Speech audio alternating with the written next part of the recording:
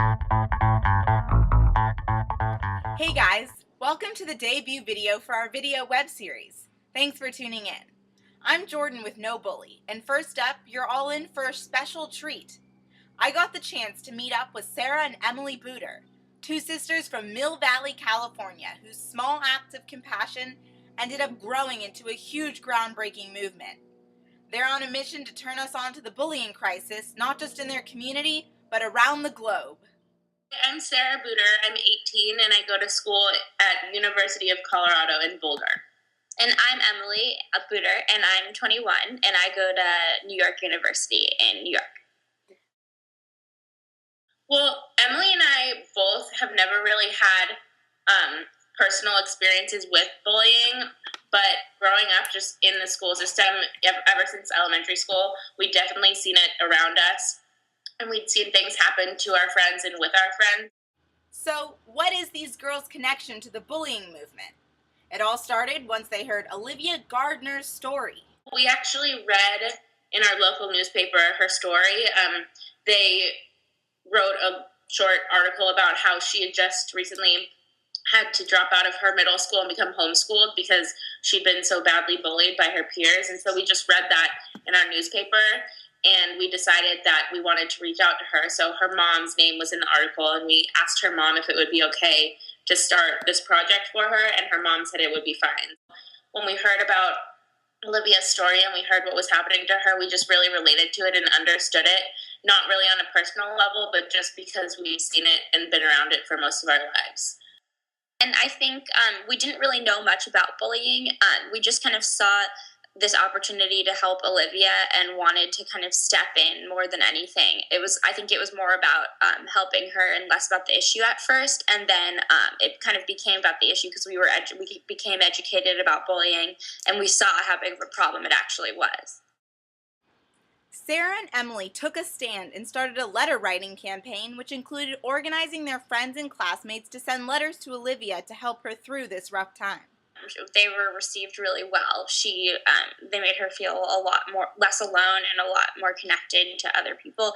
And so we decided that we would get people in our community to write letters, starting with in our high school, because we were both in high school at the time. So we set up boxes in some of our classrooms, and we made presentations and asked people to kind of donate their time to write letters. We just sort of approached it. At first it was more our friends, and then slowly it was the kids in our class and kids in other classes, and we just sort of told them about her story and asked if anyone would be interested in writing her a letter of condolence. And we were surprised by how many people really were interested in reaching out to her. So it turned into a bigger campaign than we expected. Later, what began as two girls sending letters to a victim resulted in people sending in letters of support. Olivia started receiving thousands of letters from people of all ages from all around the world. We ended up getting about 6,000 letters that we had to read through all of them and then pass on to Olivia. So the campaign started when I was a freshman in high school and Emily was a junior, and it's still continued. The letters, for the most part, have stopped, but the campaign itself and the education and all that has continued until now. And the movement gained more and more momentum, and eventually they were at the White House, sitting next to the First Lady and the President at the White House Conference on Bullying Prevention. It was crazy. It was, at first, I remember I got a phone call from my dad. I was at school, and I was in the middle of midterms.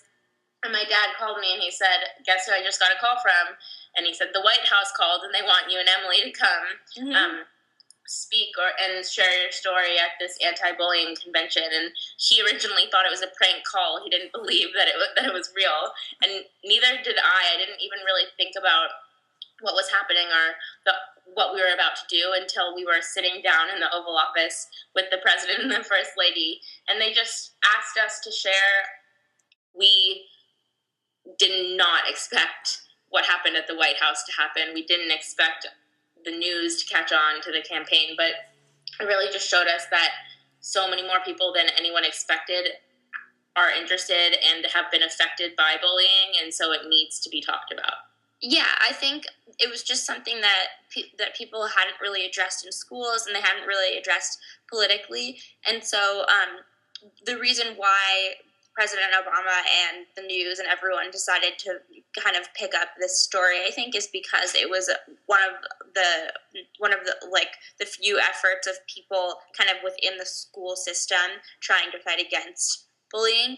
And so I think about what Obama wanted to do was kind of make it like a presidential issue and just make it like a countrywide thing and really take a stand against it. And that's why he wanted to invite people, young people that had taken a stand. And we heard a few other people's stories too who had also started anti-bullying efforts. And then we just got to spend the rest of the day with educators and politicians sort of talking about different ways that bullying should be approached now in schools. Yeah, it was kind of a surreal experience just being in the Oval Office, and it was just something that we never thought either of us would see in our lifetime. But after we kind of adjusted to that, we got into the whole like this whole thing was about bullying, and the novelty of being there was less. It became less prominent, and it was more about like what we could do to help everyone else that was there in conversation about anti-bullying. They became the authors of Letters to a Bullied Girl, Messages of Healing and Hope, where personal letters of compassion were compiled into this book. The authentic letters in this book apply to all those that have been bullied, as people share personal stories and advice to those going through a similar situation. To say that we're not responsible for how big the campaign became because we didn't write all the letters. It was everyone else who wrote the letters, and so we sort of lit the match and then the fire spread. And so the biggest change is that now there's actually a dialogue happening about bullying, and there's been an opportunity for people to start thinking about ways to handle it and ways to hopefully prevent it, whereas before it was ignored and it wasn't really considered an actual like social issue. So, from sending letters to help bully teenagers to contributing to the anti-bullying convention with the president, the Booter sisters know how eliminating bullying will take the effort of everybody, and they believe we can all help bring about positive change for everybody. I think just taking it on a personal level, if you see bullying happening, stand up for the victim of bullying, of the incident that you see. Just being able to kind of tell a teacher, no matter like if it's a younger kid, tell a teacher, even if it's an older kid, tell a teacher.